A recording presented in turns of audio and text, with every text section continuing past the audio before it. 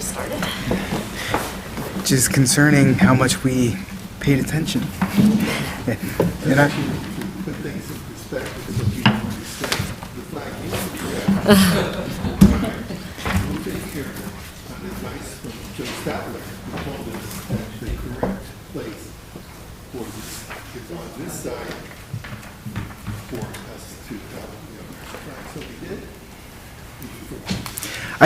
I also think you might have to repeat that because I was waiting for us to be online so that we could share that information with the viewers listening. So I hope you're ready.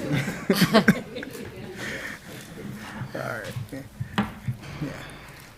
I now call. Where's my? I know I'm waiting for my agenda too.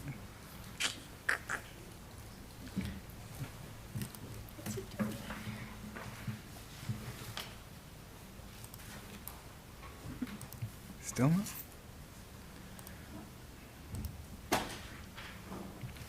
For those in attendance, we're waiting on our light that says we're good to go. Broadcast. There we go. All right. I now call the City Council meeting in City Hall Council Chambers of 389 Spruce Street on the second floor of Morgantown, West Virginia, 26505, Tuesday, February 18th, 2025 at 7 p.m. That is also being broadcasted live via YouTube to order. If the clerk would be so kind as to take roll. Yes. Bill Koecki? Weezy Michael? Here. Deputy Mayor Celine? Here. Danielle Trumbull? Here. Dave Harshbarger? Here. Brian Butcher? Here. Mayor Abu Ghanem? Present. All right.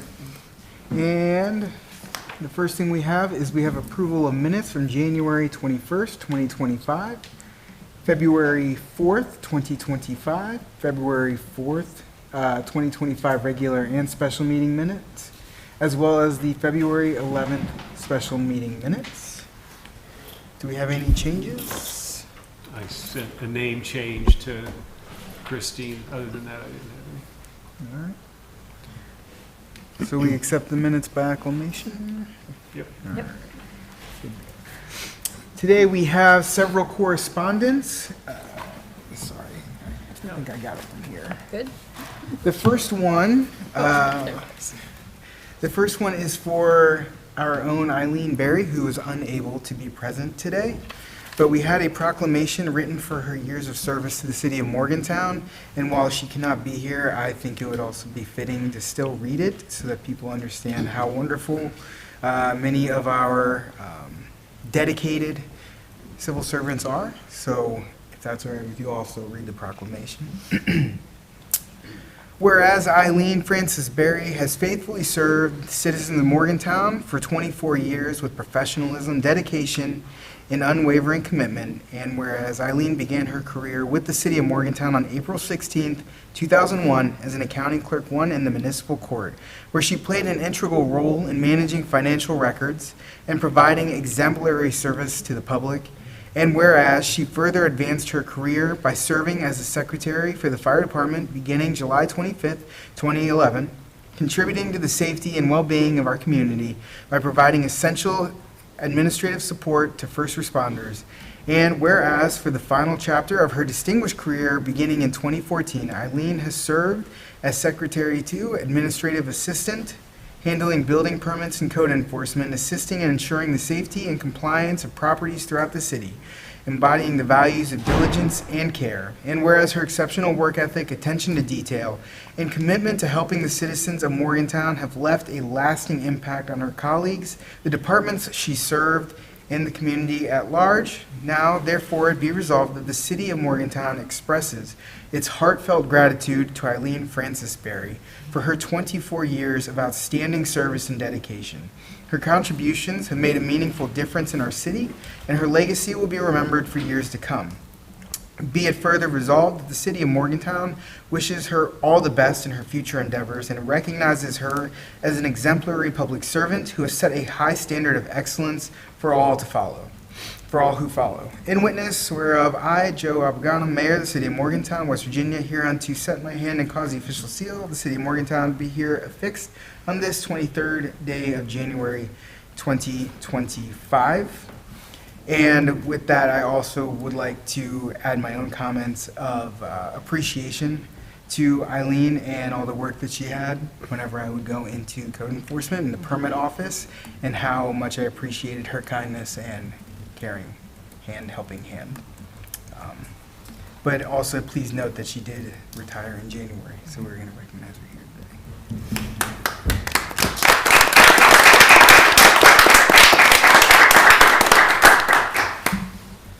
All right. If anybody else wanted to, I know she's been around a while. All right. And next, William Blosser. Are you here? There you are, Mr. Bill Blosser. No. You'll be accepting it on behalf of. On behalf of, thank you. Sorry. The William Blosser Proclamation. All right.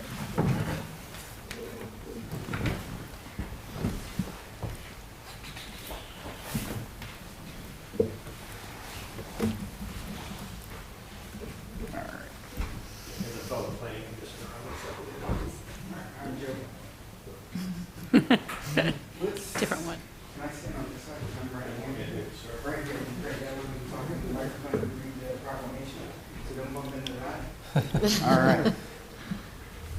Whereas William Blosser served as the resident of the City of Morgantown as a member of the Planning Commission since November 8th, 2013, and whereas in his capacity as a member of the Planning Commission, Mr. Blosser has remained a steady and integral leader in the administration and enforcement of the city's planning and zoning code. And whereas Mr. Blosser has served the city as a member of the Morgantown Traffic Commission Pedestrian Safety Board, active with the Suncrest Neighborhood Association and the Neighborhood Coordinating Council, and whereas Mr. Blosser has recently submitted his letter of resignation after serving the community of Morgantown as a citizen planner for over 21 years, and whereas Mr. Blosser should be recognized for his service, dedication, and leadership. Now, therefore, I, Joe Brown, Mayor of the City of Morgantown, West Virginia, on behalf of the City Council and City Administration and all the citizens of Morgantown, publicly extend our sincere gratitude and recognition of Mr. William Blosser for the many years of service, dedication, and leadership.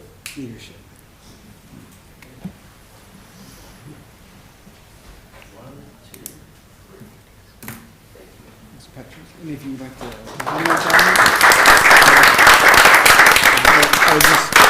I guess I'll say I served with Bill a number of years, and, you know, he was always, as we say, representing all the citizens of Morgantown, not just his ward. And I think he did a fantastic job keeping all our voices in mind while we're making decisions. So, thanks for recognizing him.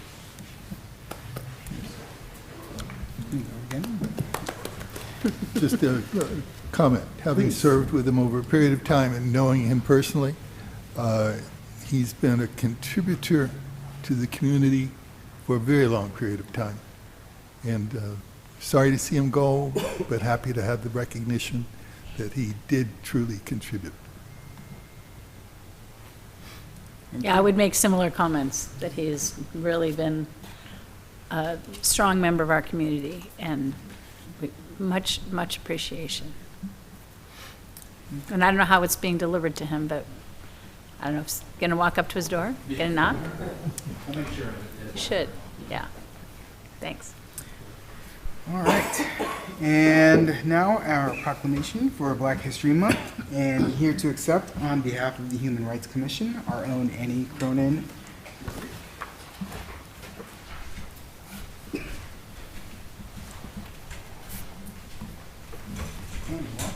Why thank you, sir. Why is mine not nice? Because we're trying to save on trees. We didn't want to. That took a treatment. I know. I was trying. I was thinking too quick. And I've got too many, and that's fine. Whereas, whereas during Black History Month, we celebrate the many achievements and contributions made by Black community members to our economic, cultural, spiritual, and political development. And whereas Black History Month grew out of the 1926 establishment of the Negro History Week, by Carter G. Woodson and the Association for the Study of African American Life and History. And whereas the 2025 Black History Month theme is African Americans and Labor, focusing on the various and profound ways that the work of all kings, free and unfree, skilled and unskilled, vocational and voluntary, intersect with the collective experience of Black people. Indeed, work is and has been at the very center of much Black history and culture. And whereas the observance of Black History Month calls attention to our continued need to battle racism and to build and safeguard a society that lived up to its democratic ideals with liberty and justice for all. And whereas the City of Morgantown continues working toward being an inclusive community in which all citizens, past, present, and future, are respected and recognized for their contributions and potential contributions to our community, state, country, and the world.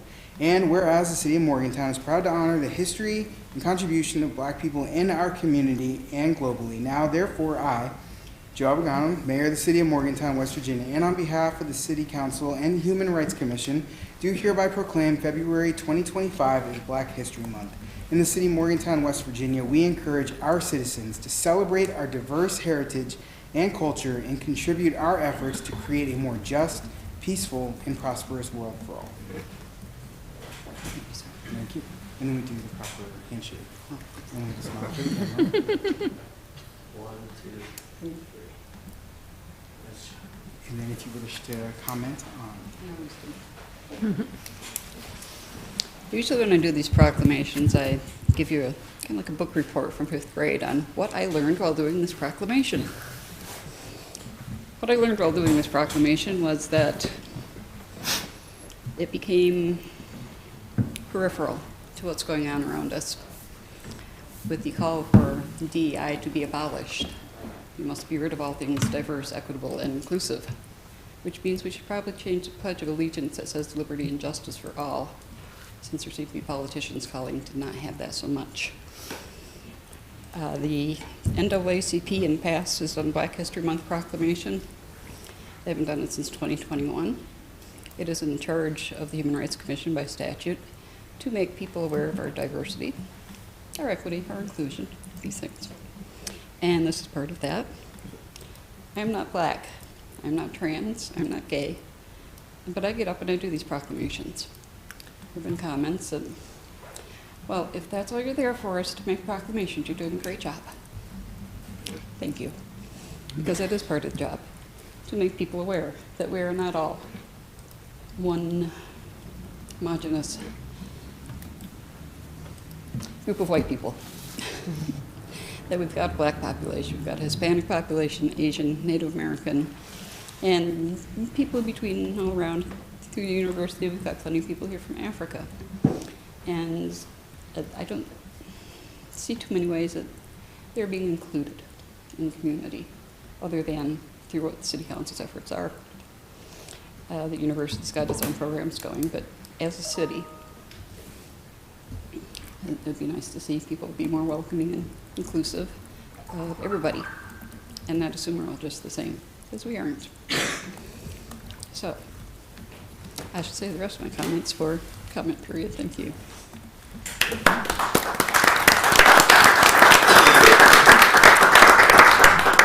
All right, and next we have Ms. Maria Smith from Mountain Lion as the Executive Director that is here to give us an Access Pass status update.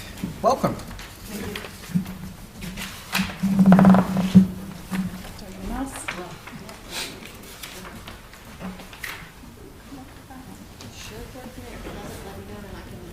Is it the distance? Okay. It's a lot. Yeah.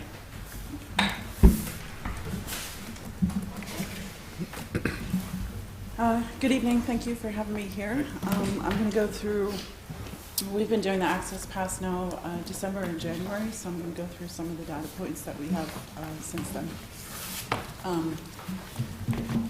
Community Access Pass. Again, this is the pass that we're using. We're distributing from downtown areas. It's to help people to get to social services and help them to know what's available for them.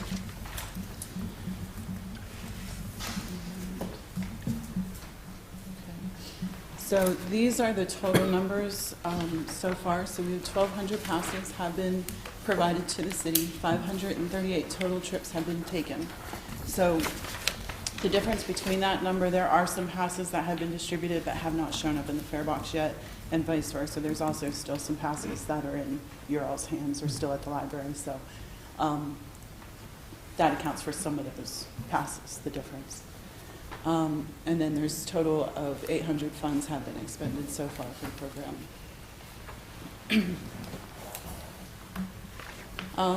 This is taking a look at the ridership data.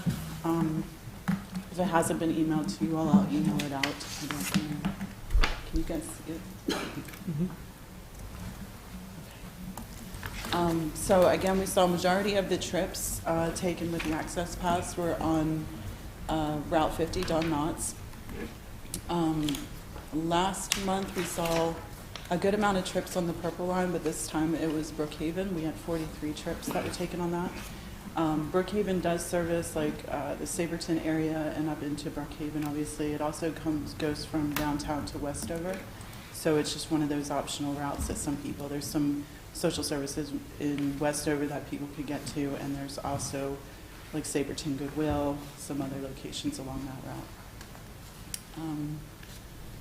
So total of 317 passes showed up through our fare box. Again, this is through the end of January. We haven't spliced February's data just yet. And again, we just charted it up so you can see. But this month we had some trips on Gold Line, some trips on Red Line, Brookhaven, Purple, Cassville, Blue Line, Pink Line, all of which service to some extent or another some of the social services. Trips by day, we're going to continue to track this. This is December. I'll show you January here in a second. Just to try to decipher the data, I have highlighted the Sundays in orange just to try to get a feel for where the days fall. December was a little bit hard to pick up any patterns. The first week or two was the first time we were doing the program, so we still had kind of a little bit of a soft entrance to this and allowed people to ride still. So the beginning of the month, you'll see that there. It did start picking up this second week, and then we went into the holidays. January, you see a little bit more of that second week pattern. We're seeing a good amount of ridership. It seems to be Fridays. There's usually a bump. There's a bit of a bump on Monday here. But again, we'll just kind of try to keep an eye on this trend just to see.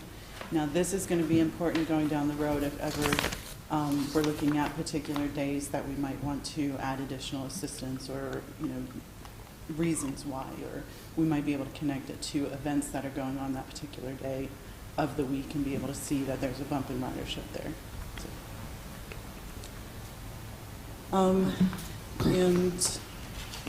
So overall, we're still going to take a look at the ridership on Don Knotts. Of course, this is the route that services Hazel's House of Hope and a lot of social services. The month of December, we still had 6,734 trips.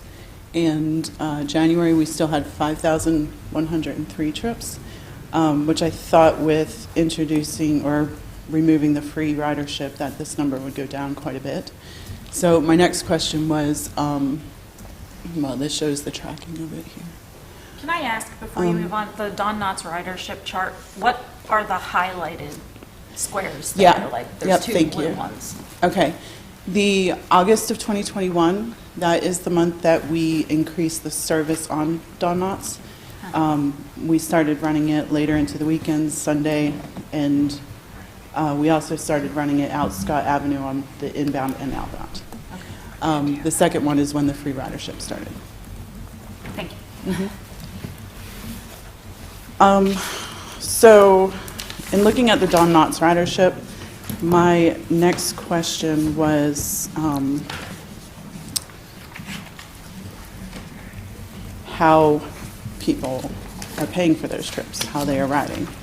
I don't have the chart with me and it's not in here, but so I wanted to say we had so many access pass uses. We also have the social services program. But between the two of them, it accounted for, I think it was under 1,500 of those trips.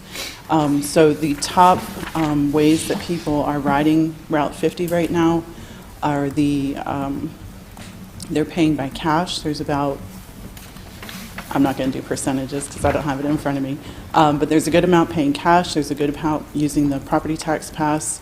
There is, of course, the county passes that we're tracking. There is the city access pass, and then we also saw a lot of social service agencies outside of the county program. Some of their passes show up.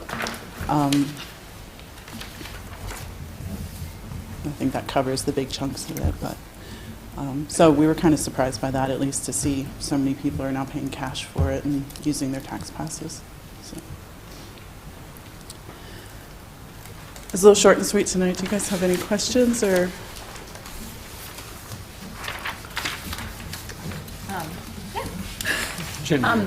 We had some this evening that was talking about people who got an access pass and then got to their destination, maybe right at that point needed a pass and was trying to identify how to get one, or maybe they had gotten a couple of rides, but then at some point they ran out. And so I think that the comment or the concern was how we make sure that we have passes and that people know where to acquire those, and at what point we kind of switch people over or graduate people to a 15-day pass so that they don't end up in a position where they don't have one. That was the basic question. Okay. I don't know when that happened, but there was a discussion with the social services, or I'm sorry, with the groups that were handing out the passes and the communication to the rider when they get out to the social services, so that it's not, the whole purpose is not just to go out there and get a pass, but the purpose is to go out there and get some help from the social Have the services and get services, a little bit involved. I think there may have been a level of more of a demand type feel when some of the riders arrived, so I think that has calmed down and been dealt with.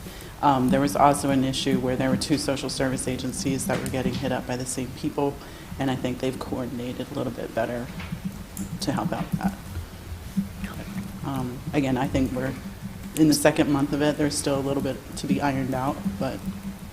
So you feel as though there are more passes now out in circulation so that people should be able to get that next pass when they need them? Because I think that very well might be the case, but still there are reports, so there's probably a bit of work to do from the city side and the bus side and the social services side to just make sure that we have a full system so that we don't have people that report that, because they've gone to the services and getting the services that they need, and then they need to get to either, the doctor's appointment or whatever the next step is.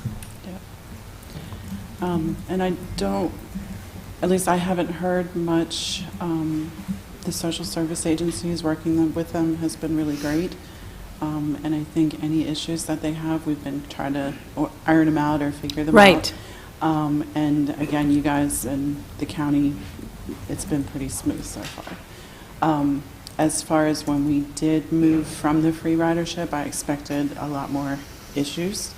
But I think the foundation of our whole transit system kind of helped us through that, where there's still fares on all the other routes.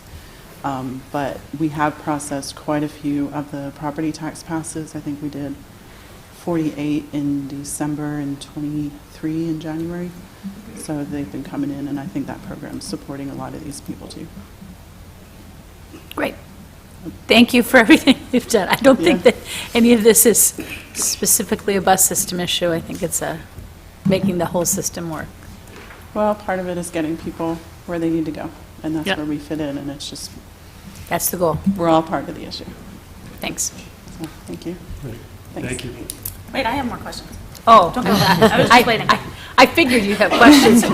I just thought we could share the load today a little. With the 15 pass, those are through the county, right? the city generally provides the one-time use passes, and the 15-time use are the county program, is that correct? Generally? Yes and no. The county also is supplying people with single ride passes. Okay. It's up to the social service agencies what they feel is the best fit for their agency. So is there a cap on how many of those are available per month? There's not. So the county has, they have allotted a budget for it, so that follows suit. It was about $5,000 per month. And we're just kind of getting a feel for how much each month is needed of that. And then there's not a cap, but what they are looking is to make sure that the data is matching the passes that they're giving out. So right now, if the data hasn't been entered in for the number of passes that the social service agencies received, then they're taking a look at that, and we're trying to get them to fill that out. If a social service agency gets if they order for like the beginning of February, and then they run out, are they able to put in a second order for that month? Yeah, it's not month to month.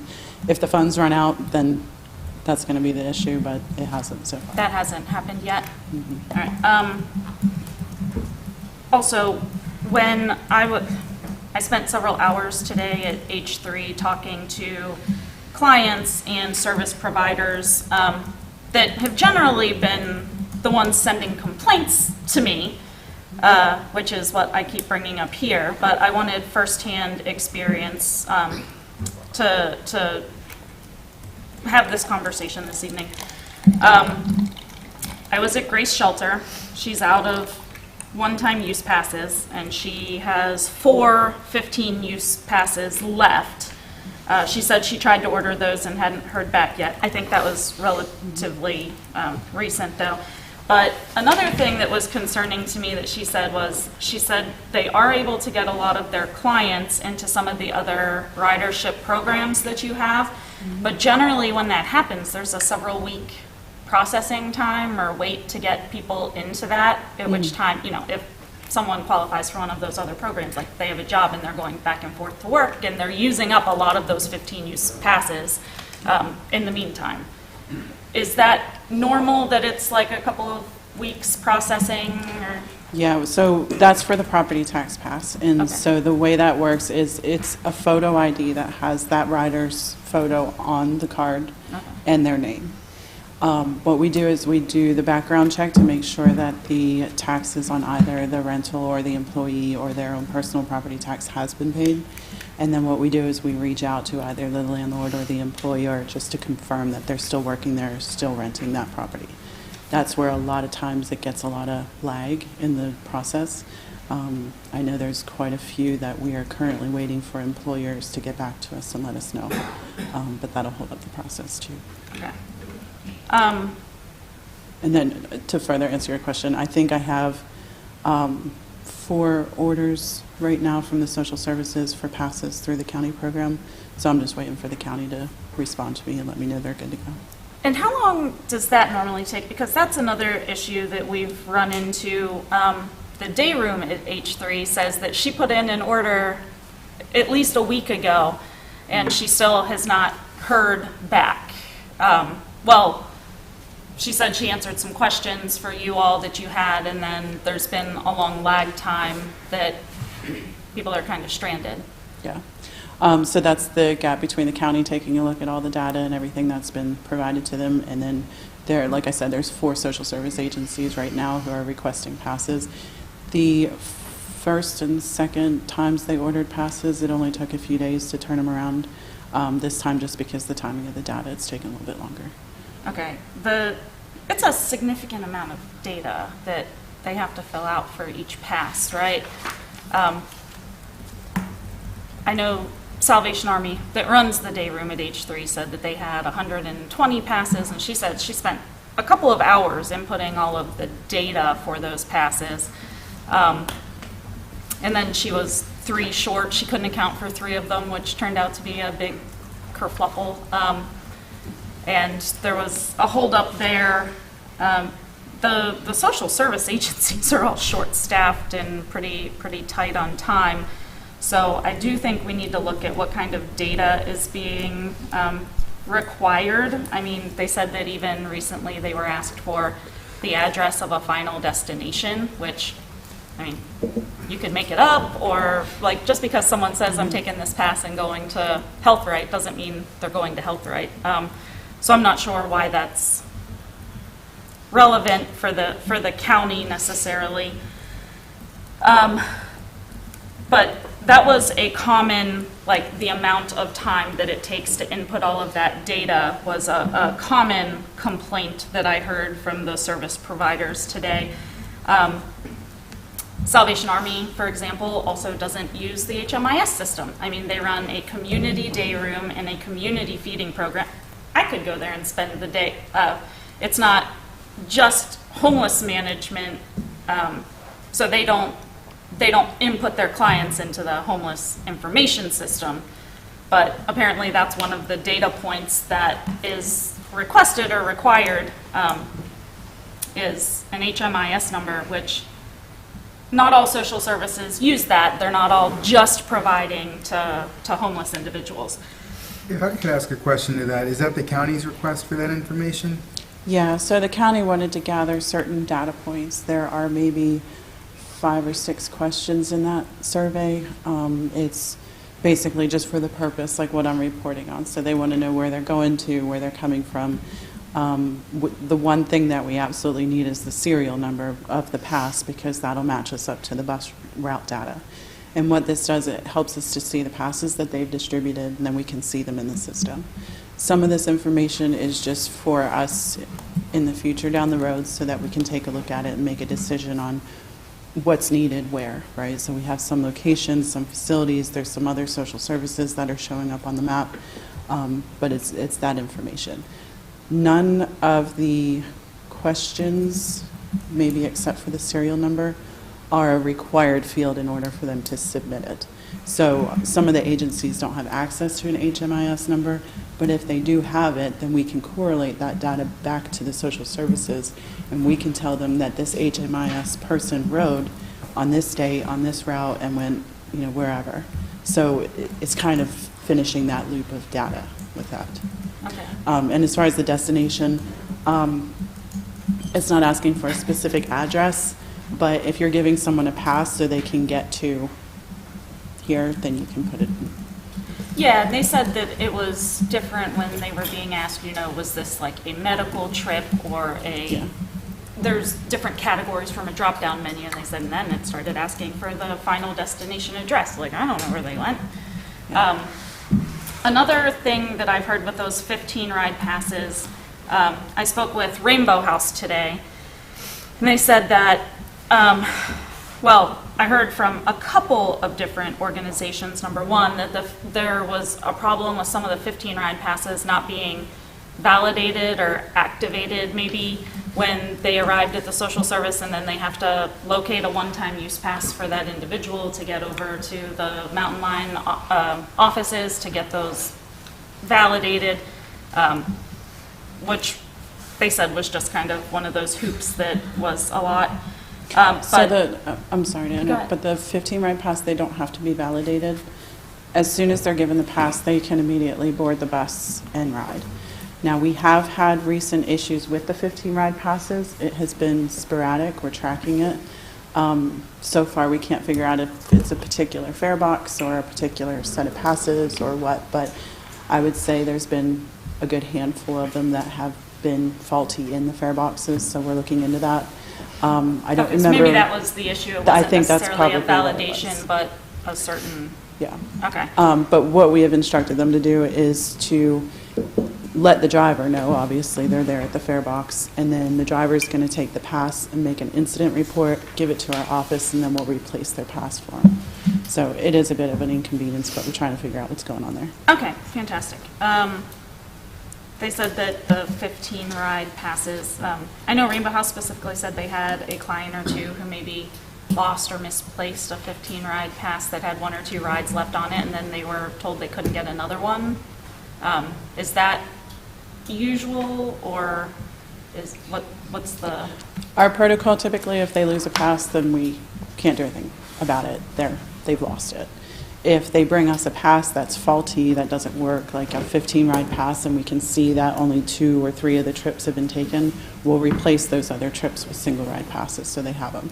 But if somebody loses a 15-ride pass and it still had something on it, I have no way of knowing what was on it. Right, right. I'm not saying, like, if someone loses a 15-ride pass that maybe has 1 ride left on it, is there an issue with that person getting another 15-ride pass in the future? That would be up to, in this instance, the social service agency who's handing them out. Okay. On the city side, I was told that the library, for example, was out of passes over the weekend, and people were unable to get to. And I know that maybe the public safety building had one, but we need to do a better job of making sure that all of our locations are staffed, because not everyone knows every single location where they can get one, and it's hard to chase down the ambassadors if you don't know where they are.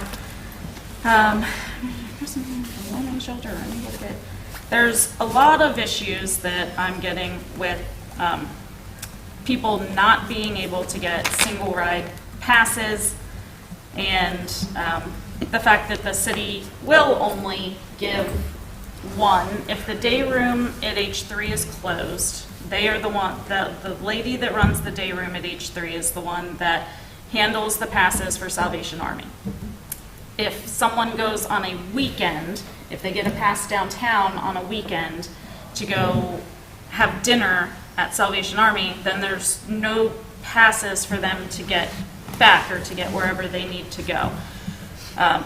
I mean, I have a text here that says, the day room has a room full of people who need bus passes. We can take everyone's name and add them to a list, but it's difficult for these people. And I would just say that there's clearly some kinks that we need to work out all around, city, county, Mountain Line, social services as well. But if any of you are interested, I would be thrilled to accompany you to H3, where you can get a firsthand account from the folks that this is affecting about the difficulty that they're having, so that we can all be on the same page to work towards finding a solution for that. Because right now, people are struggling with getting around to where they need to go. That is the common message that we're getting from the clients that we service at H3. Any other questions for? Just out of curiosity, are you getting the cooperation and feedback that you need? We are. I think the data collection from the social service agencies has been a little bit difficult, but other than that, yeah, I mean, working with them, I realize it's a little bit more time, and adding that information in. I'm hoping we got the word across that it's important for us to be able to make decisions going forward, but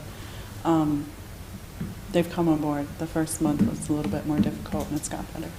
How do we go about publicizing where these passes are available? I know that we do some through our website, I believe. Yeah, we sent out some communications. I'm sorry, if you're going to answer, and I appreciate the answer, that you'll need the microphone. Brad, come on down. Sure. Always watching. So this, Thank you.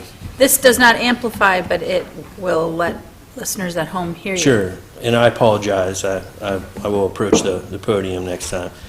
So we did send out communications when the program started that we would be distributing passes at various locations, public safety building, the library, and our ambassadors, for example.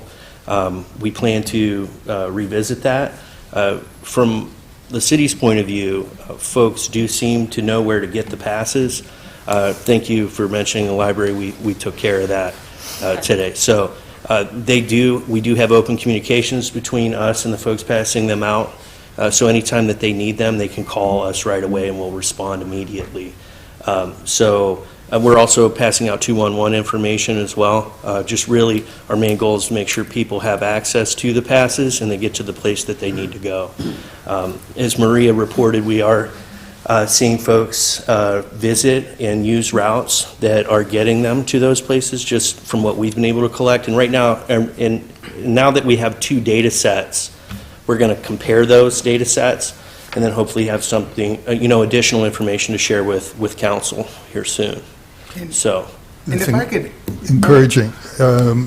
I'm curious, is that part of the program that you put together?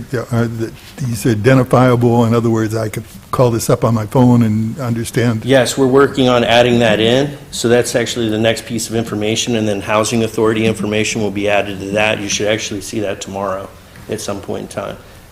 So yes, the pathways to help information will have that included. Good, and I do hope that you will do that as a news release so that Yes, sir. proper newspaper or radio can carry that too. We really wanted to get the data set, so we had a little bit more information to share with folks. So now that we have that, hopefully we'll be able to extract it. I understand it's young and there are Yep. things that need to be done, but we are moving in the right direction is where I am concerned, and I believe that's what I'm hearing.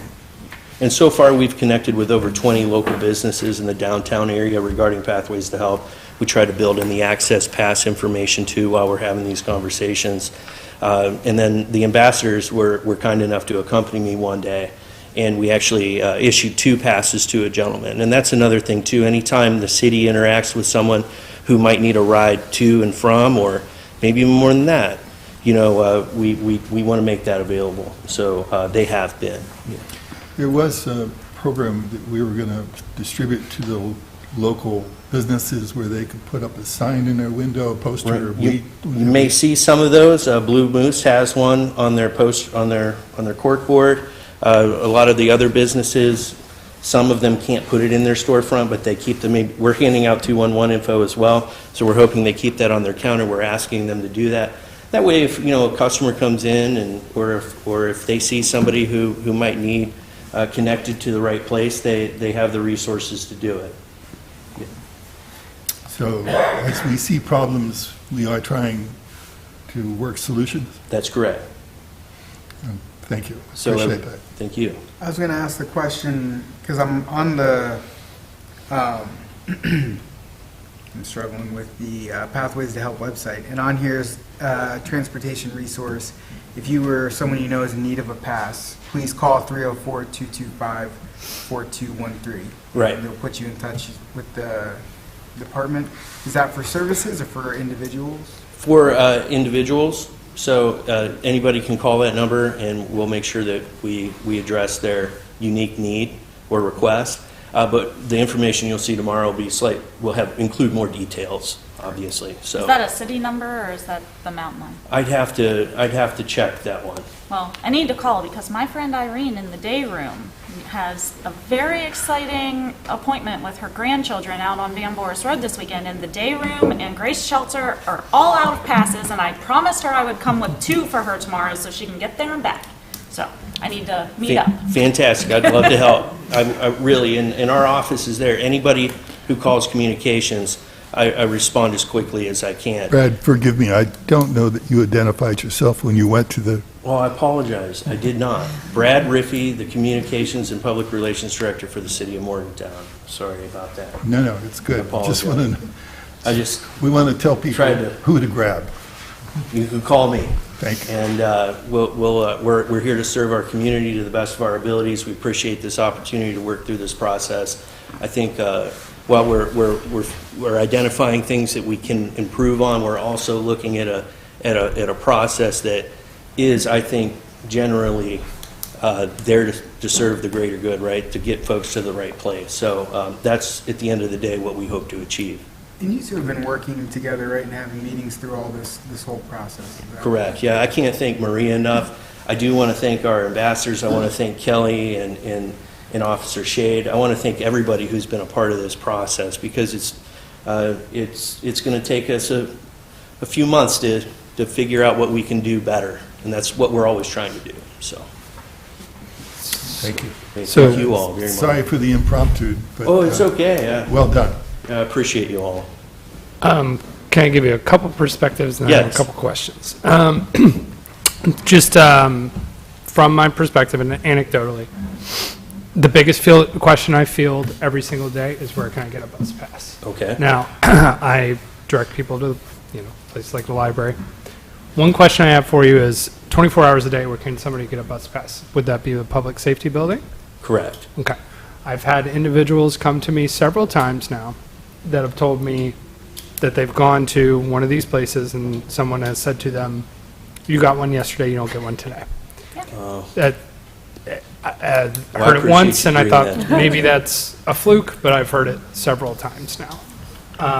This is, specifically concerning that pass, Sure. the public access pass. I've also had people ask people to request that they get 2 at a time, as you're suggesting. They've been told absolutely not, that they cannot do that. Well, I will follow up with that. Yeah, it's just what I've heard. Again, these are anecdotes, things Sure. I've heard from people who were serving. But it is, and I would say, I know some of your paid ridership is up from people that I bought bus passes for and people I know that have, because we haven't had another option. And I know that some of these social service agencies are also buying bus passes for folks, absent them not having any. And I would echo, so we had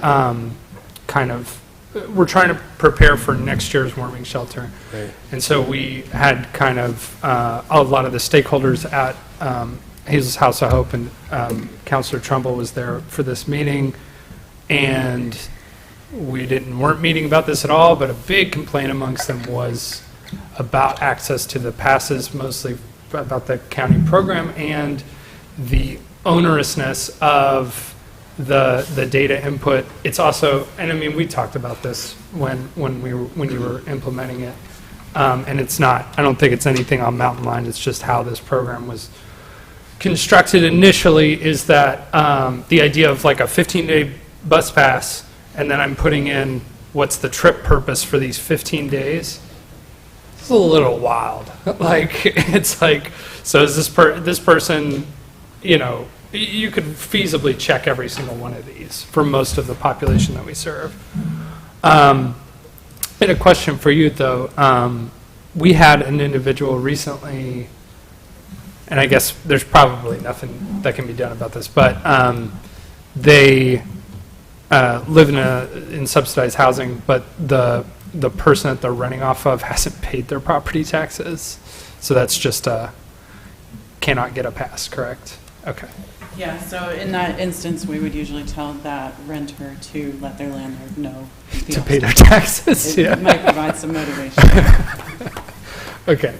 But yeah, that's just the sort of issues that I've been fielding, is that there seems to be quite a bit of a lack of understanding of where to get one-time passes in terms of the population. I don't know if that's just helping from us just saying where to get them, because I know a lot of people have gotten them. Sometimes, though, I do get report backs that, like, I wasn't able, in those instances where I wasn't able to get them in those different instances, and a lot of times people in the community end up paying for them. Right. So there's a lot of that happening, and just general kind of like confusion about how to access these passes, like who gets the 15-day passes, how many times we can use the 15-day passes, and things of that nature.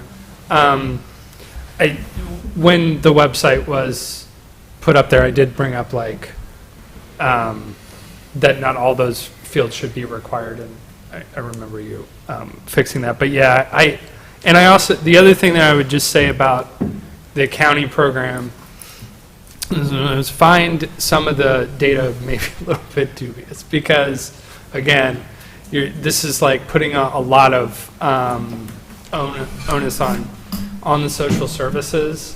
And again, like if you're handing out like a 15-day pass, you're just going to kind of say, my destination, you're going to put something in the box to put it in the box. Just so people are aware. Yeah, that was the county's ask Yeah, in return for the cost of the passes that they're covering. We realize that it takes a little bit of time, but the more information and the more accurate it is, the better data we're going to get out of the program. So while I know a 15 ride pass can be used for a lot of things, but if you put some options in there that you know they're going to do, it helps. Yeah, I totally understand it's not on Mountain Line that is part of the program. I get that. But, yeah, so that's a lot of the difficulty I'm hearing. I wonder, too, if the city, I don't know how else you would do this. I appreciate the city ambassadors having them on them. That's great. But I just wonder if there's some, most of the transportation issues that are big issues for us are, past like 5, 6 o'clock, 6, 7, when we get towards those hours. So I just wonder about, I understand having them at the public safety building because that is a 24-hour facility. We also should be cognizant of the fact that a lot of people are going to be reticent to enter the public safety building. So I just wonder, I don't know if there's any kind of elegant solution for this, but if there's some other ideas for accessing them late in the later hours of the evening. Yeah, so that has been brought up. So we're working to identify a solution, and I really do appreciate you sharing these stories with us because we can take that information now and go back and refine the process and improve it. So I appreciate, again, you sharing that because there were a few things I was unaware of. So I'll make sure in the next round of communications that we address all these things that we discussed, at least from the city's perspective. And the final thing I was wondering if we could try to do, maybe on the city's end, is when there's big community events, like say First Presbyterian's Pancake Breakfast, if we could just have passes available there. I think a lot of people, make sure that they get there for that and then need to go back to, I know a lot of people need to go back to Rainbow House and Grace Shelter and things of that nature. So maybe if we could identify some of those bigger ones. Does Community Kitchen get 50-day passes or single I day? haven't seen it come past. Okay. But yeah, if we, maybe as just in terms of the city program, things like those more regular events like Community Kitchen and Right. the Pancake Breakfast and stuff like that. Great. Think about. It's a great idea. Out there. That's it. Appreciate you. Once someone's entered into the system and then they come to re-enter for the next pass or 15-day pass or whatever, is it possible, does the data need to be re-entered every time, or does some of the data roll over so that it could go more quickly once somebody was in the system? Say they had their, what's the data number? HMIS number? HMS number. Say they have an HMS number, or just by virtue of their name or their address, that it would Pre-populate the that information. it would pre-populate so that it wouldn't have to be so onerous. So the data,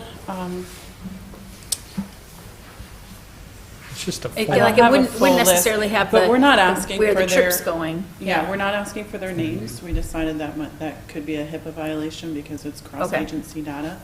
The HMIS number, again, if they have it, it's helpful for us to correlate to the other data, but it's not necessary. We are asking, it's a radio button list on the purpose of the trip, and then we're asking the destination. So that's And I not, think that's about it. what is that, 4 items? Yeah, Well, I you might got- be missing 1 or 2. Do you have it in front of you? Well, so I think Purpose of the trip, one of the things is that every time you submit this form, you have to re-enter data. So I think that's part of it, right? So But it's this- just the But way if the you're not form is built. asking- If it's Project Rainbow, if you do PRO, it should populate Yeah. and just kind of come in. So it'll do that for those fields that But, you have to enter. Yeah, good. Jenny, it's just kind of like a Google form, and then so it'll have name, and then serial numbers on the front and the back. does it have name? Yeah, name is Social Service Agency, sorry, not the name of the individual Yeah. using it. Yeah, So we're actually not asking, single ride or 15 ride. HMIS number, state of last residence. I mean, this isn't us asking for this. This No. is the county. And then trip purpose. Oh, and then there's a field for other, and then destination name or address. So that's not like re-asking their personal name, their address, it's just the agency, which the Well, agency knows its own Their name. address, yes. But. I mean, It's I not- didn't it's- realize it wasn't more. Yeah, I mean, I can only speak to what I've heard from every Well, agency if there's that's a lot of interacts people, with it. even that would be Yeah, difficult, so. that says that this is owners, so. I think part of the county's reasoning when they're trying to justify to taxpayers using money for this purpose, that they wanted to know kind of that it was being used to get people to work, get people to healthcare, get people to the services, meals, get people the services that they needed, and that was sort of part of their thinking. And also that then we could tailor the program better if we knew how it was being used. So it's kind of cool to have some data and to be able to provide better service. And it's unfortunate that it is hard at the larger events. So whatever you all can figure out. We did discuss at some point, like possibly tablets where the rider themselves could enter that information and maybe pass that along, so there might be some options to ease it a little.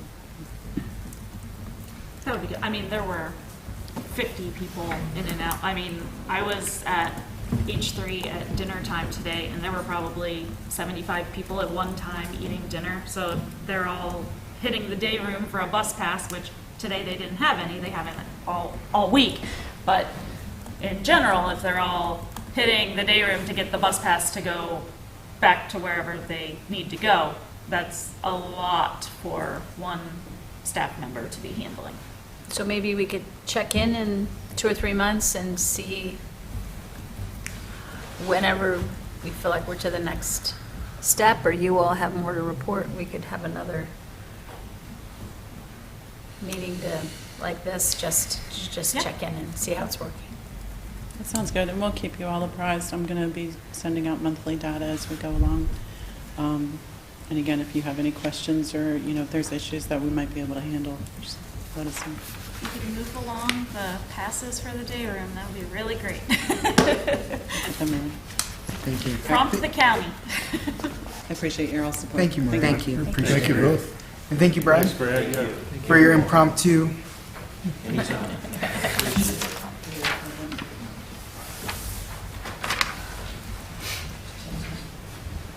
All right, now we are on to our public hearings. First, we have an ordinance authorizing MOU among City Building Commission and WVU Hospitals, Inc.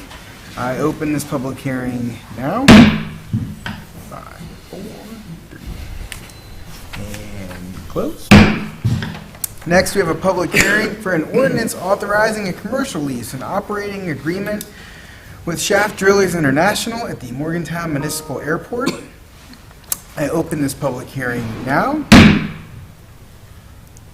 5. Close.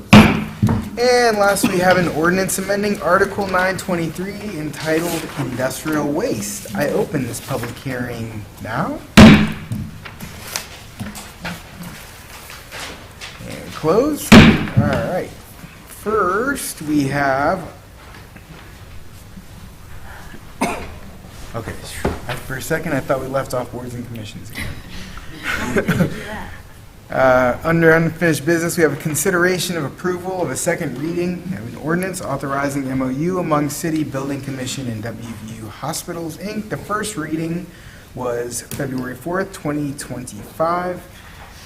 And I look to our city attorney if you could give us some quick background, refresher, and information.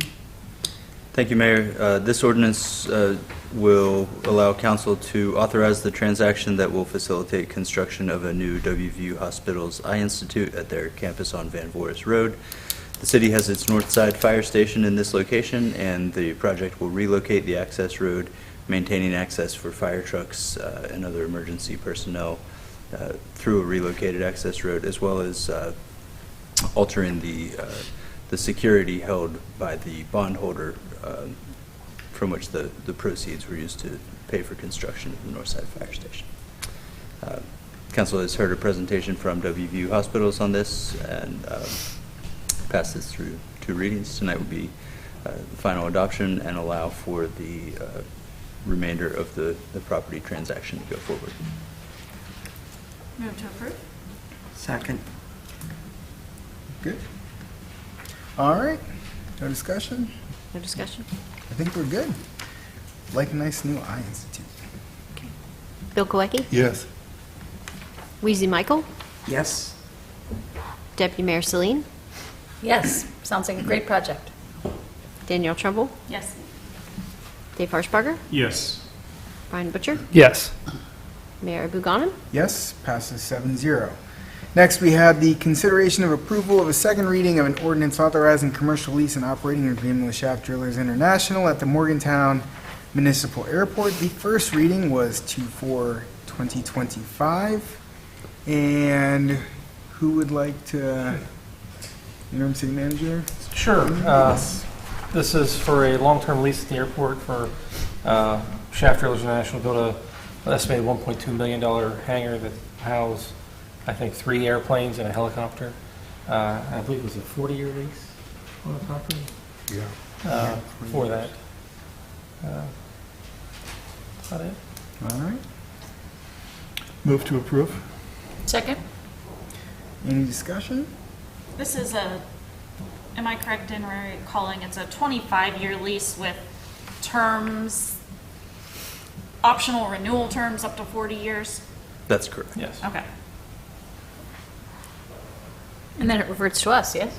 Yes. Bill Koecki? Yes. Weezy Michael? Yes. Deputy Mayor Celine? Yes. Danielle Trumbull? Yes. Dave Harshbarger? Yes. Brian Butcher? Yes. Mayor Buchanan? Yes, passes 7-0. Next, we have the consideration of approval of the second reading of an ordinance amending Article 923 entitled Industrial Waste. And who would like to? Thank you.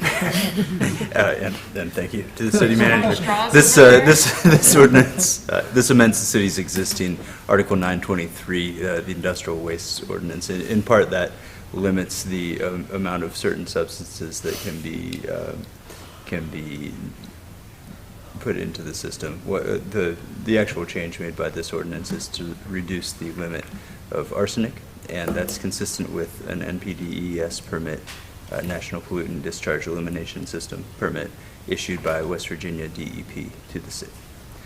So ask that council approve this on second reading. It should be noted that we are already doing well below the line they're lowering it to, so we're still ahead. Absolutely. The Morgantown Utility Board staff made a presentation, of course, at council's last meeting.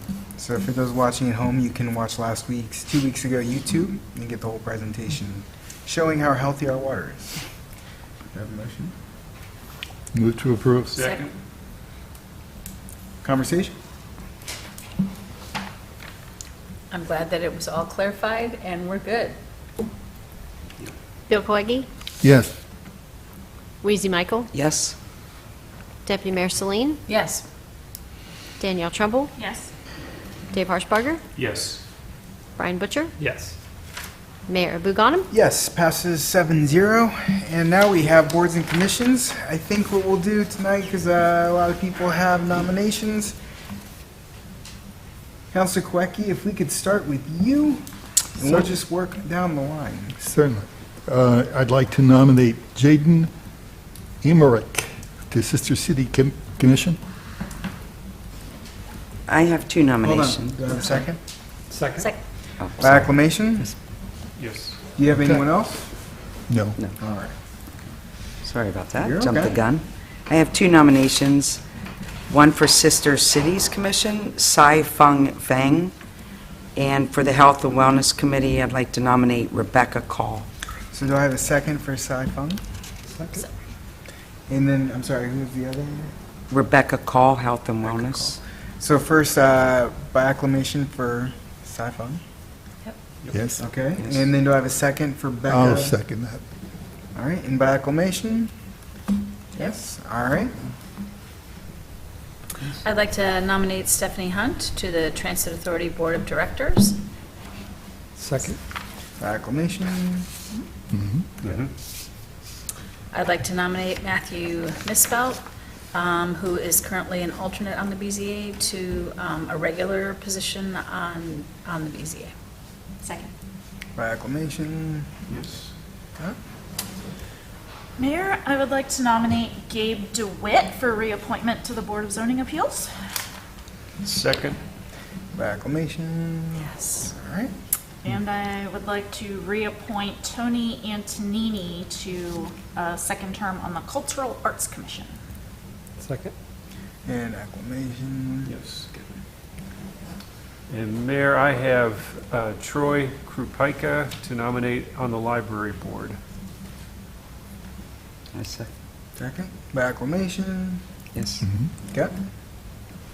I'd like to nominate Andrew White to the Cultural Arts Commission. Second? And acclamation. Okay. Yes. Is that all of them? Mayor, I think we missed one. I move to reappoint Joshua Williamson to the Cultural Arts Commission. Second? Thank you. I'm not sure, Christine, who you're going to put down as the second, but I'm going to guess by acclamation we're good. Yep. Yes. Is there another Cultural Arts Commission reappointment? Those are the ones that I had starred. As both of them? 10 appointments, is that correct? Is that a new record? That is a record, I think. Good job, everybody. For those watching, we had a special meeting last week to get caught up on interviews for boards and commissions. All right. Now, on to our public portion, which shall be subject to the rules established by council and adopted by resolution. Those wishing to speak should have signed in, and if not, that's okay too. When you come up to the podium, please state your name and address, and you have 4 minutes to talk.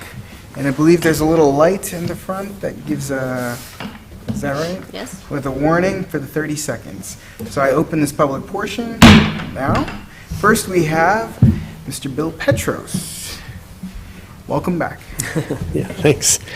I live in Evansdale, and on behalf of the Evansdale Neighborhood Association, I was asked to bring this resolution forth to you.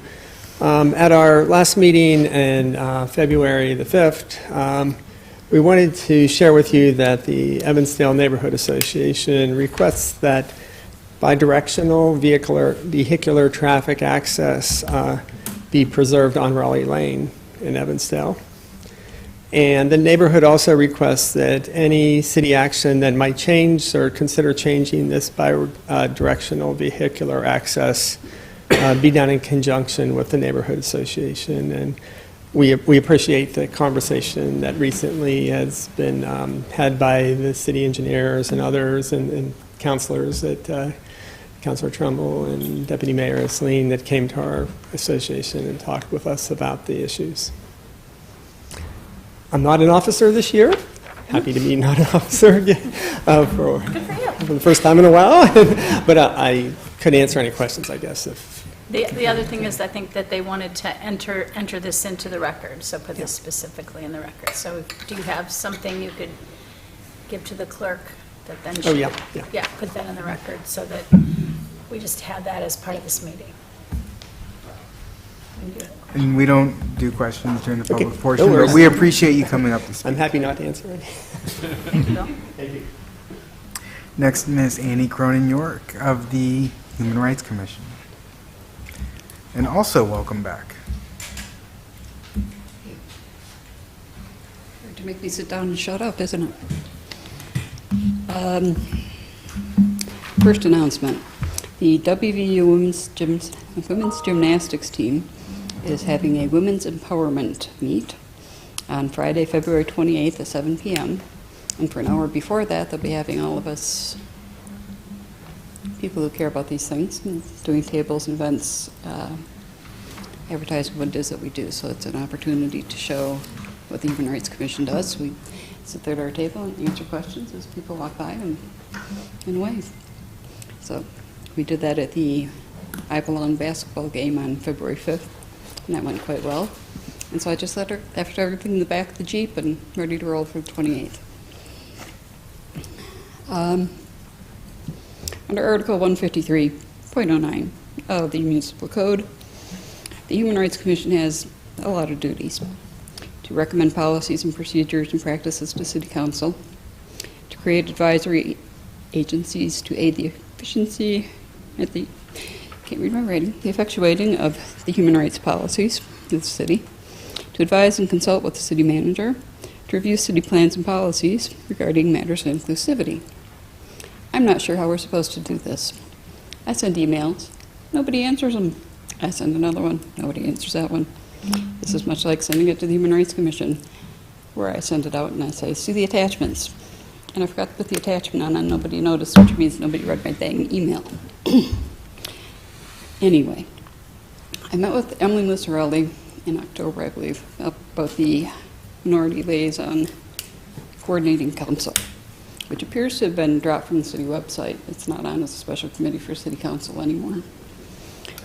But it sounds like the council was kind of done with it because it just fell by the wayside for lack of attendance. And so we agreed that the Human Rights Commission would take that over. We would subsume it. And we are in the process of, finding liaisons who work in various capacities. So I've talked to the police department. They have somebody who's appointed presently, and they had the person who's been on our website who's named as the LGBTQ liaison for the police department. Hasn't worked there for quite some time. And I think somebody else is appointed. No idea who it is. So I've contacted Chris Rumor and asked him to please let me know who we need and what's the best way to go. And the idea that we came up with at the Human Rights Commission meeting was that we would put it out there that this was available. Anybody who wants to come to the Human Rights Commission with minority or, and not specifically LGBTQ or race or any in particular thing, if you're having an issue with senior discrimination, come to the Human Rights Commission, and if there's enough interest, appoint somebody to head that up, and then we bring those concerns to the city manager, which is the procedure that goes with that. Again, not sure quite how to get this through and to have it approved, like the change in our bylaws, which we need to have approved by you. But I'll send it out in an email and do with it as you will. And my closing thoughts on diversity, equity, inclusion is that, contrary to what's being said by some people from New Jersey, DEI is not affirmative action. It is not a quota system. It's not giving anybody preferential treatment. It's preventing the status quo from stepping on the fingers of anybody who's trying to be part of the party. We have a lot to offer. Everybody should have an equal opportunity to engage in it. And that is what DEI is about, is giving people the equal opportunity. Thank you. And Thanks, Amy. Next, we have Ms. Stephanie Hunt.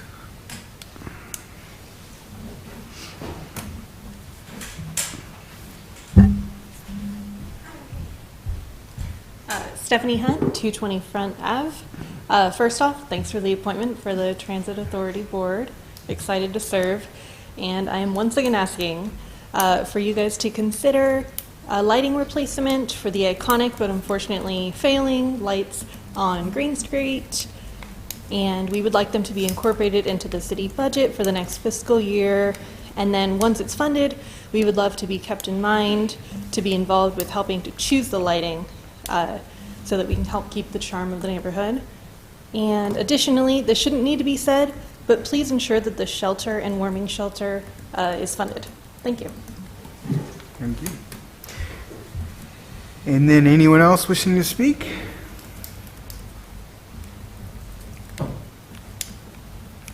4, 3. All right, then I will close the public portion. No special committee reports, no consent agenda, and now we are on to new business. The first we have is a consideration of approval of a resolution amending the 2024-2025 budget revision, number 5, for the Morgantown General Fund. And if you would like to come on up, come on down, and tell us all about it. Thank you, Mayor. John Ferguson, Finance Director. Thank you very much for having me tonight. Here, I have the privilege of presenting to you the proposed General Fund Revision Number 5. This revision is to provide additional funding to the Morgantown Public Library.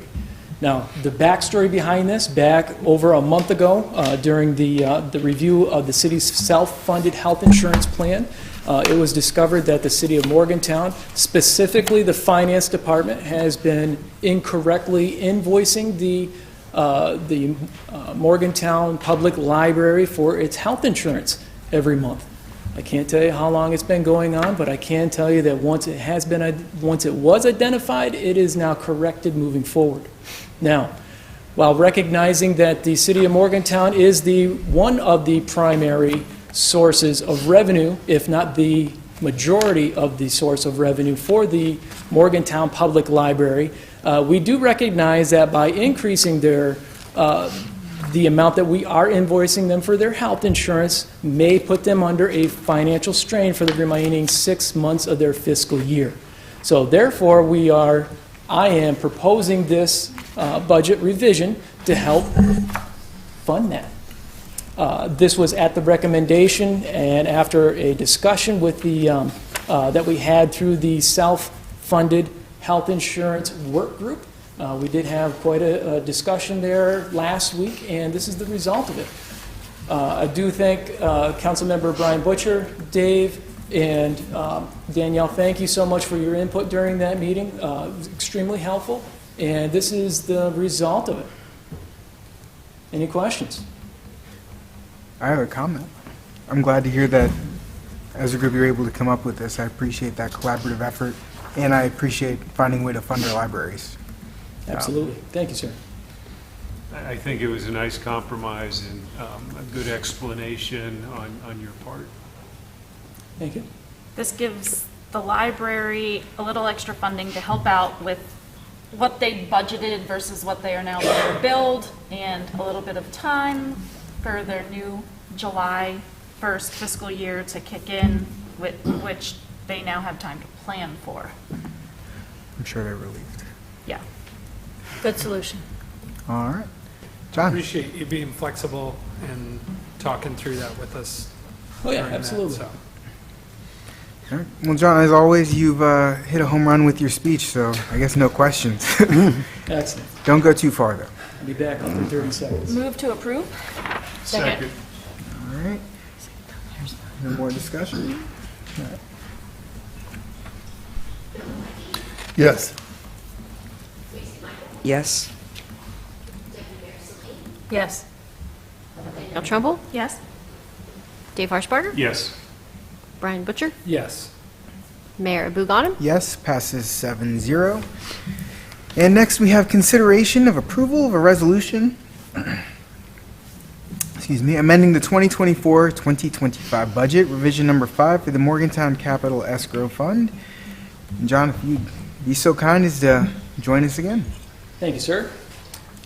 I have the privilege of presenting the Capital Escrow Fund Budget Revision Number 5 for the fiscal year 2025. This budget revision will serve 3 purposes. The first one is to help fund or to solidify the budget funding of the City Garage Improvement Project.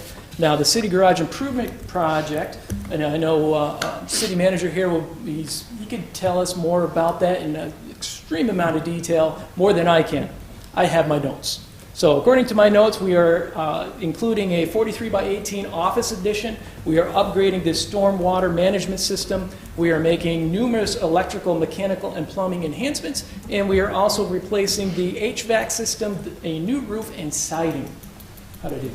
Good. Perfect. This project was awarded at $3.25 million. This is being funded through 2 different city funds. The first fund being capital escrow fund, the fund that we are now having the budget revision for, the proposed budget revision, and then also a portion through our ARPA fund. Now, there was a kind of a spreadsheet attachment there. You don't have to, if you have it in front of you, you can turn to it, but you can see the little guy that's like this. You can see the exact sources of funding here. First, going to start right off with the reimbursement from MUB. Now, this $96,000 reimbursement is related to the Stormwater management. Yep, hold on. He's getting ahead of me. I apologize for that. It's related to the stormwater mitigation work carried out by the city in connection with the construction project for public improvements on the Hazel Ruby McQueen Riverfront Park. So that's a $96,000 boost, which will help fund this project. Next, we have a increase in our prior year fund balance carryover of about $235,000, which is being carried over from the prior fiscal year. A few months ago, I was pretty sure that we were done with the carryovers, but yes, we do have one additional carryover, which we are bringing forward. And then finally, we have the increase in budget contributions from the Building Commission Fund. Now, this is $1.287 million. This is the remaining unspent portion of the 2022A lease revenue bond, Series A. This is the unspent portion of that bond, which was a multi-project bond. This right here, this is actually sitting in our Building Commission Fund. We are going to be bringing that over into our capital escrow fund as we have those pay apps. So it's going to, the cash is already sitting in one fund. As we do have those cash app payment requests, we will be transferring that fund from the Building Commission over to our capital escrow. This is just the basically increasing our budget to reflect that intention. Does that make sense to everybody? And then finally, we have the amount that we're going to be utilizing from our capital escrow fund contingency budget, which is $310,000, for a total combined of $3.25 million for our total project. Any questions on that? Perfect. Next, we have an increase here in towards our municipal airport marketing program. Now, this goes back in September, where we opened up a money market account to help try to take advantage of the higher interest yields. Currently, or at the time, the capital escrow account was invested into 100% our checking account. We did open up a new money market account where we have actually reaped the benefit of those higher returns. As of the end of January, those higher returns over and beyond the interest income that would have been earned in the checking account was $68,000. It was just over $68,000 more in additional income. Now, we have already utilized $50,000 back with the capital escrow budget revision number 1. That was also used for the airport. That was used for the airport. It was emergency. It was like bay windows. I forget exactly what it was. It was the airport terminal building capital repair for $50,000. The remaining $18,000 was requested by the airport director to help fund their marketing program. Now, this will go a long way. Now, they definitely needed more than $18,000, but $18,000 is how much that we currently have, how much we have currently realized from our investment with the money market account. And this right here, this $18,000 will be used to promote the new air service in Morgantown, SkyWest Airlines.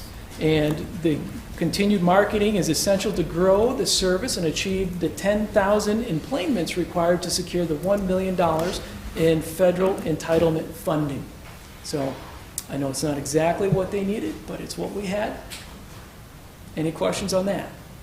Do you know what kind of advertising they intend to do? Is this just social media marketing, or That's a great question for our communications director. And he's gone. It's with this, I believe it's with the Morgantown CVB. It is with the CVB. Yeah. So they're going to be in charge of working together to. That's good, because the CBB had actually been very influential and helpful in starting this. Excellent. I So was that's just good to totally fine with piggyback, and it was a good question. Any other questions on that? Perfect. And finally, we have the Met Theater Lighting Capital Project. Now, the Met Theater Lighting Capital Project is undergoing. The one thing that we did want to bring into the capital escrow budget was the 2 additional grants that they received. One was in November 2024. The other one was in January 2025. Both of them were for $50,000. Both of them were not originally included in the capital escrow budget, definitely included in their plan, but yet we didn't want to bring that into the budget until they were realized, which is what I'm doing now.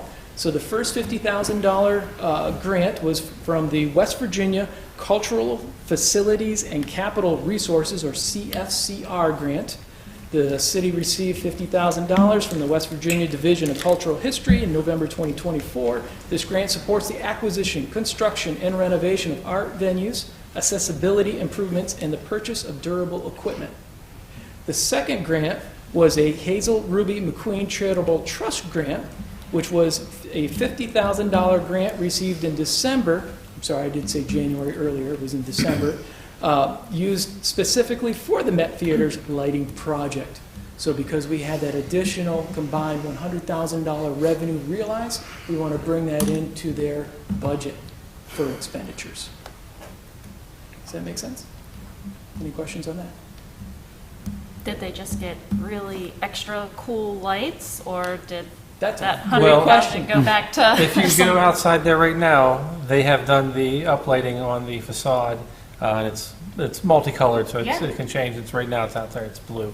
It looks It really was good. red for Valentine's, but they did all the stage lighting as well, the rigging and everything for the stage I lighting mean, as well.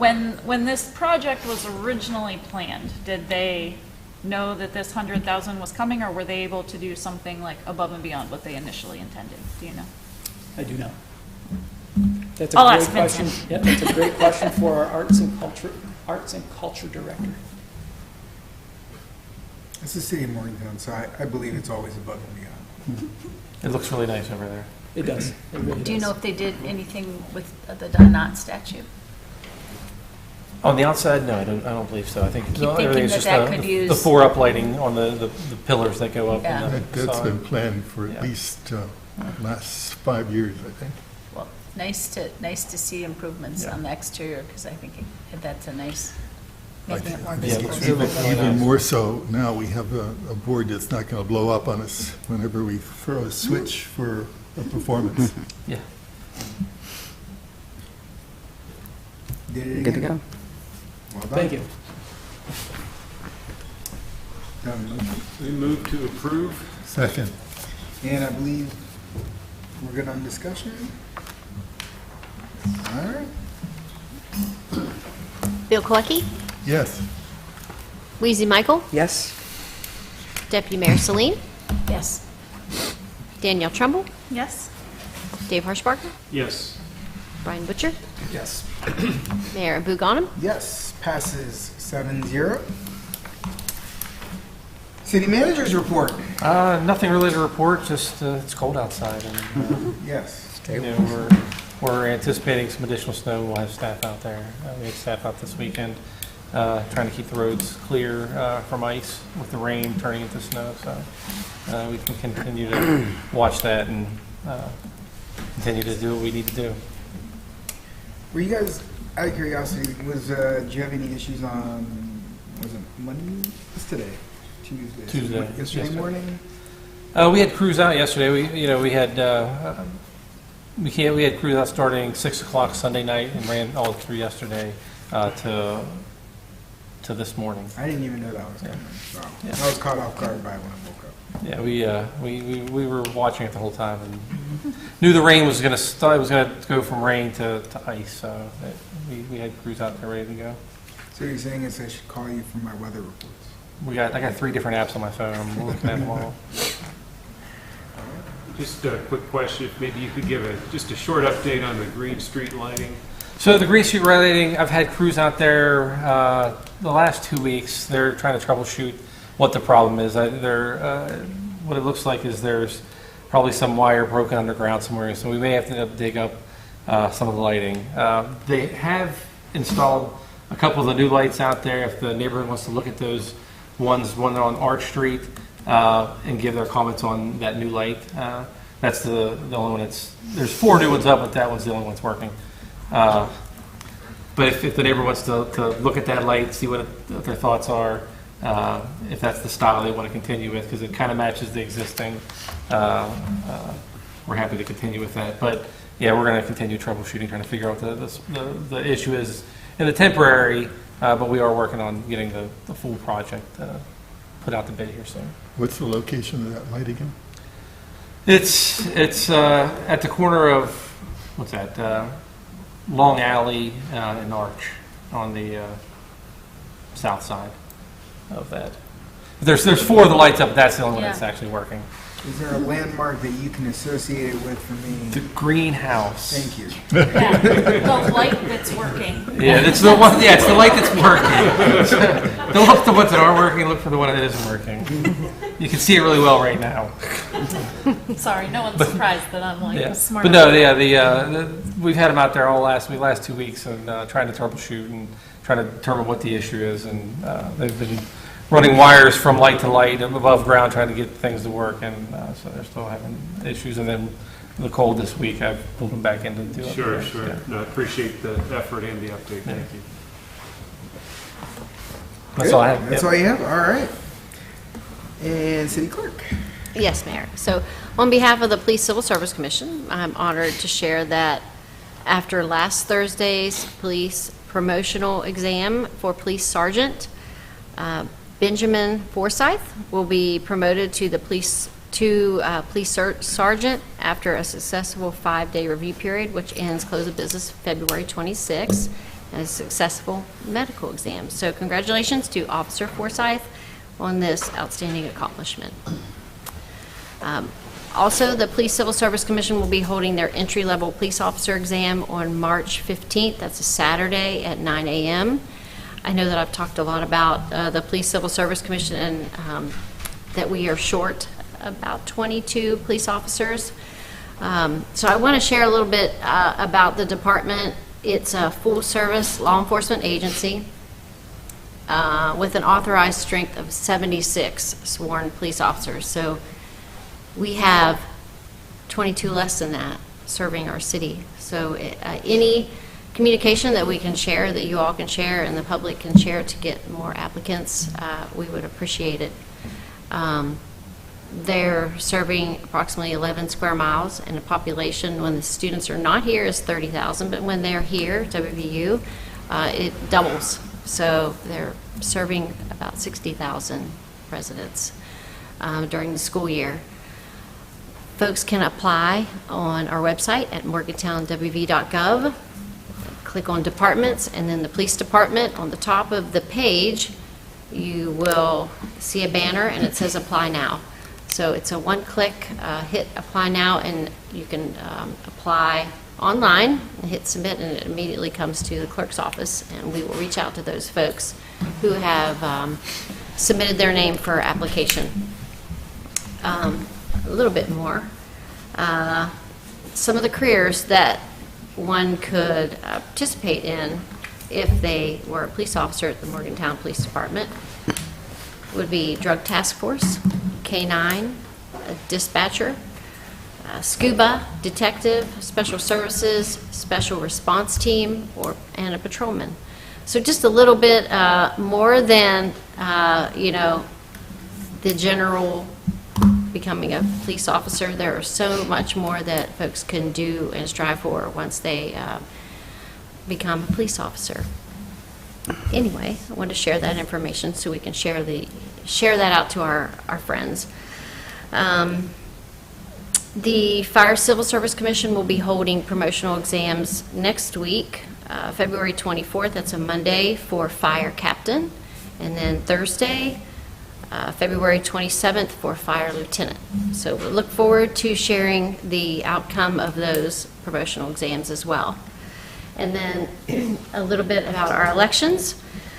Right now, who will be going on our ballot is Ward 2, Jody Hollingshead, Ward 4, Jenny Celine, Ward 6, Mark Downs, and Ward 6, Stephanie Hunt. Today, we did get an official write-in candidate for Ward 2, and that is for Jason Reed. Some deadlines. The last day to register to vote is Tuesday, April 7th. We will again have a drive-through voters registration at our farmers market, so folks can drive through and fill out their application there, and we'll take care of it for them. Again, the election is April 29th. The polls open at 6:30 and close at 7:30. We do have poll workers, but we'd like to have some more, so we do still have the application on our website on morgantownwv.gov, elections. Early voting is April 16th through the 26th, and that is at the Historic Depot Building at Hazel Ruby McQueen, Monday through Thursday and Saturday. Times for early in voting, that you can find that information on our website. And I think that's it. That's Yeah. a lot of information. Yeah, thank you. Thank you. On to our city attorney. Thank you, Mayor. We've recently updated the training materials that we provide to board and commission members. The city clerk's going to be sending those out as part of their welcome packets, so look forward to getting that in front of the record 10 new members you all appointed tonight. We're also looking at getting a regular schedule for an orientation and training session for those board and commission members, looking at maybe a time before meetings on Tuesday evenings or a lunch meeting that people could attend, maybe in person or by video, so we get introductions and people that they can place who can assist them with the city, doing that in conjunction with the clerk's office and with the communications department, so they all have those resources, and we can provide those materials to you as well. They're very similar to things you have all seen before in your roles on council. We also circulated an annual reporting format for boards and commissions consistent with council's recent charter change, so hopefully we'll have that out to them soon. I noted for council earlier, and you all know, the legislative session has begun. I linked the West Virginia Municipal League's tracking of bills that may impact municipal operations, but of course, if you all have questions about bills that are introduced or moving through, or ones you want to be watched, please let me know. I'll be happy to work on those for you as well. There are a lot of alcohol beverage control administration rules that have been updated, including a POTA definition now, very official. But the Municipal League asked for some comments from cities who've been active in that area on those as well, so I'll be trying to look through those and get in touch. I think that's all I have to report tonight. Thank you. Council report. I always start at the end, so I think this time we'll start in the middle. Me? You. No report. All right. I swear it's not just because you made me go first. I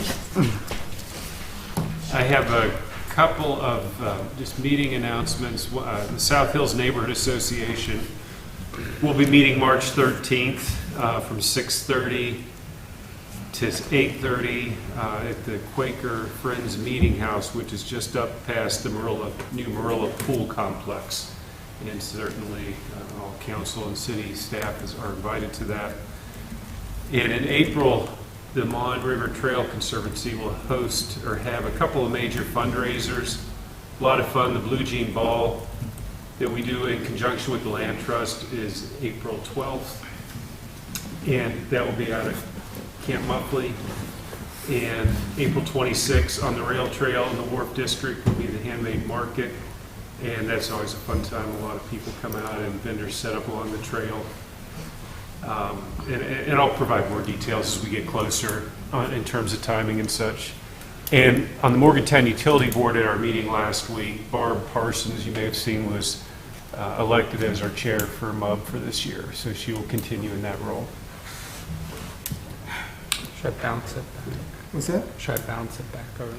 No, next time Just I'm to gonna go make this it way more- from you. I just feel like we always have such a set, we need to shake things up. Sure. Wild. The first thing I want to talk about was just back where I grew up in West Virginia, there's some devastating flooding going on. And in eastern Kentucky, which, if you remember, just in the end of September, beginning of October, was similarly hit with devastating floods. So there's going to be a lot of people that need relief at this time. I believe our city communications department already shared some stuff, which I'm very thankful for places like McDowell, Mingo County, and places like that down south, which are also some of our most impoverished communities in the state, are affected by this. I don't know if everybody saw I'm sure most people did, the images from Charleston's downtown that were pretty disturbing.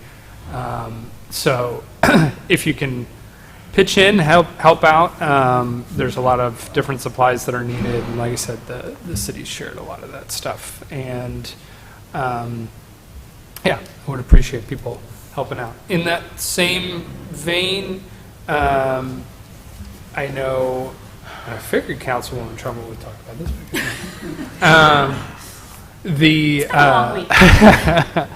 The day room efforts to keep the day room open during the daytime as a warming shelter seem to be moving along pretty well. Don't have anything like too concrete, right, that we can share at this point. I will be there from 3 to 8 p.m. tomorrow to make sure that it is open, and we are hoping that on Thursday we have an MOU with another organization who will be providing staffing. There you go. So, that is to say there are volunteer opportunities in the community to help keep that staffed. We'd like to keep at least 2 volunteers at a time. So just take a look if there are shifts that you can take on the Sign Up Genius. Please do that, and so we can keep it staffed regularly. And then finally, the last thing I'll bring up is a lot of organizations that I'm involved with or in the orbit of are in disarray because of the federal funding. I'll just call it federal funding crisis that we're experiencing. So I want people to pay attention. A lot of the organizations that you have come to know over the years, kind of love over the years, are not sure if they're going to receive funding in different ways. The stances that they have taken over the years has already ripped some funding from them. I know of an organization that has lost $50,000 recently to implement a program that has to do with LGBTQ folks because it supports LGBTQ folks. I think it should be like horrifying for people to think that that's what's happening with our administration nationally, and it does have local effects. So at this time and going forward, it's going to be, and the company that I work for is getting investigated for our inclusionary practices. So at this time, it's going to be really important for our communities to come together and make sure that we are supporting one another and have the backs of marginalized folks. So just keep an eye on these organizations and understand that a lot of them are probably in a much worse position than they're willing to say publicly. So if you have the money to support organizations that work with marginalized groups like LGBTQ folks and disabled folks, then please do so. Thank you. I guess it's Bill's turn. Counselor Quick. Oh, they're not going, No, this is like, oh, I see. Circular. That's the start. We move. Well, thank you. I needed that explanation. no problem, that's what I'm here for.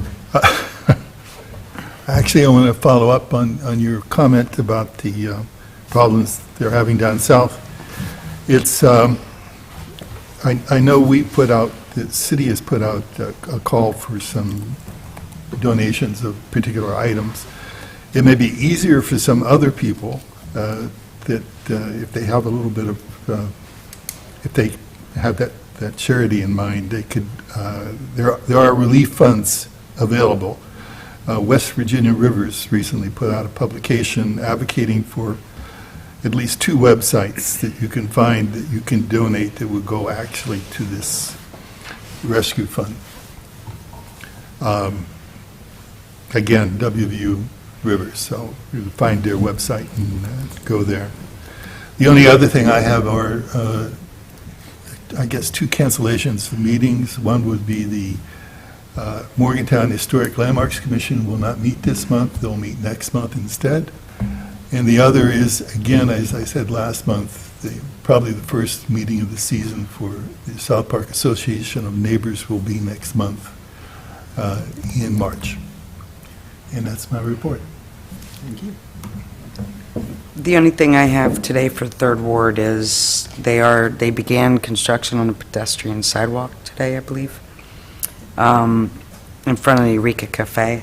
And also North Street is coming along, and I believe the sidewalks are fixed on Price Street.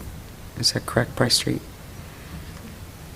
The one, I'm trying to think which one it is. Price probably may. Yeah, I think it. So that's coming along, and I just want to give an update on those 2 projects, and there's some more coming this summer. So that's all I have for today. Mr. Mayor, may I go back just a moment? Having, I suppose.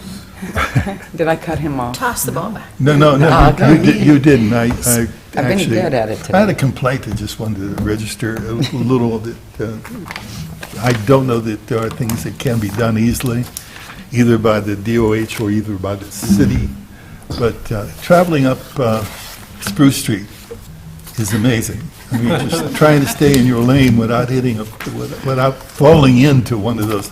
And I mean, quite truthfully, I have not seen potholes deeper than what we have there. I hit one in Westover that broke my axle. So. And I'm waiting for that to occur. Yeah. And I'm also waiting for somebody to swerve out of their lane into the next lane. And I understand the difficulties. But there's got to be something at least that will keep us from accidents. We are reaching out to the DOH to see if we can get some. Well, excellent, thank you. I know the asphalt plants aren't yet up and running, but... They have patch material, though. Okay. Well, thank you. Holland Avenue last week or the week before. Didn't Right. last very long, but Right good out, job. right out here. No, I agree. Just pick a street right now. Exactly. So, and I know it's a problem, but again, it's one of those where we just try to avoid an accident if we can. Thank you. I appreciate that. Mention that we would like to have pride in our streets. Just do what you can. Basic safety would be good as well, but We have a crew out working on city streets. well, we know what we can do. We just need to get others activated and involved, and we know they know. We watch them also, and that they can do a nice job with the roads, but we just need it sooner rather than later for safety. A Met Theater event that's Thursday, April 10th at 7 p.m. There's the Banff Mountain Film Festival. If you have never been to it, you should go. If you've been to it, you know how great it is, and you'll just naturally go buy a ticket. But it's mountaineering, kayaking. One year they had a humorous event where people were going around in the Los Angeles area and jumping on trampolines in other people's backyards and wearing white T-shirts. So it's got a lot of humor and really good outdoor footage. It travels all around the country and the world. It originates from Banff in Canada, and it is just fabulous. Even if you don't like outdoor pursuits, it's fun to just sit and watch the amazing filming of these shorts. So anyway, it's just a great, a lot of camaraderie, just a great event every year. It's nice because the university students go, the little kids go, people from the neighborhoods go. It's just a good time. Charlie Walbridge wrote an excellent editorial in the Sunday paper about how federal funding works and the fact that when the organizations, similar to the organizations, he was talking about the Watershed Association on the Cheat River, but it applies to all of the organizations, nonprofits locally, who when they're applying for funding from the federal government or state funding that comes from the federal government through to us, how it's a competitive process. It's a process that when you're at the end of it, you sign a contract, some papers, that then you assume that you can count on to complete a project. Some projects, the thing that I hate, and this group has heard me say it, is I hate unfinished projects. So you get partway through a project, you have put in your local money, you've put in your federal money, you've put in some state money, you've put in some private money, and you're partway done. The worst thing is to have a contract that says that you're going to complete a project and have the project not have those funds available because somebody's decided to pull them. So I just look toward how we're going to solve this as a state and as a country and as a community, because half-finished projects are just a waste for everyone. And that includes projects that are not just bricks and mortar, but projects that involve people and the services that they need. But that's an editorial, some sanity in the midst of things. And I guess that is it. I thought I had one more thing, but appreciate everyone's hard work through the cold weather. That's enough. Thanks. I don't have too much to report because I've been busy in other avenues, my job. But Saturday, You mean you're actually working now? You're not like off every day?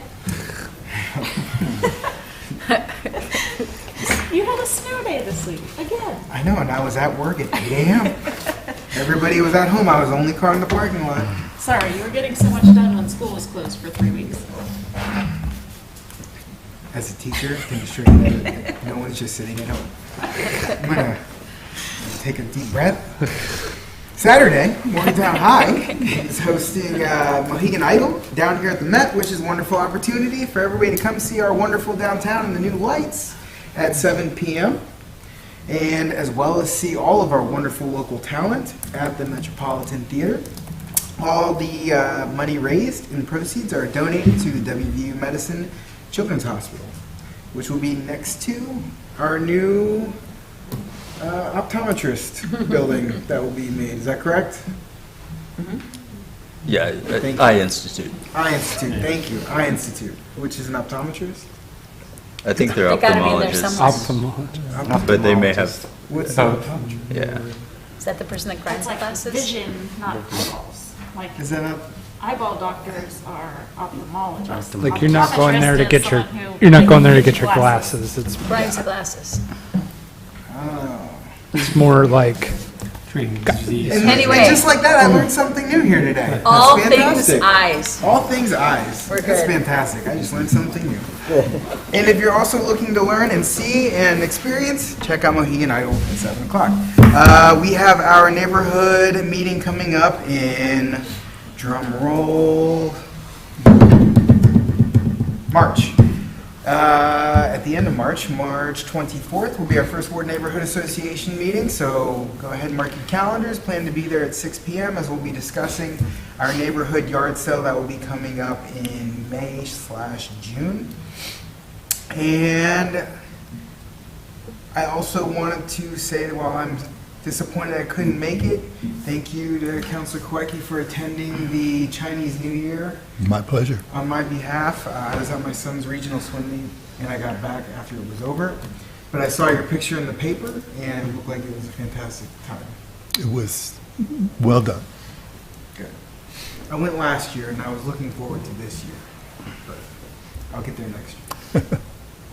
On that note, if anybody would like to, or be so kind as to, make a motion. Move to go into executive session for discussion of matters protected by attorney-client privilege pursuant to West Virginia Code 6-9A 4B12. Second? All right.